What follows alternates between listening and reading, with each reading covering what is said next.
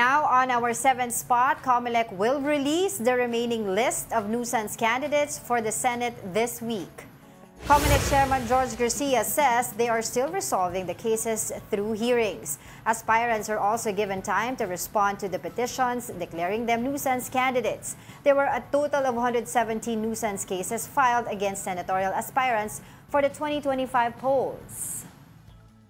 Yan, sabi ko sa'yo, magre-release sila ng mga nuisance candidates, officially i-declare nila yan. Pero yun nga kasi, they're giving time also dun sa mga unang, kumbaga unang sinabihan nila na i-declare silang nuisance candidates para makapag-appeal sila. Pero yun nga kasi, merong isang pagkakataon, 2022, if I'm not mistaken, na declare siya ng nuisance candidate. I forgot his name na nuisance candidate. Pero kinatigan siya ng Korte Suprema. Siya yung merong advocacy sa pets, animals, ganyan.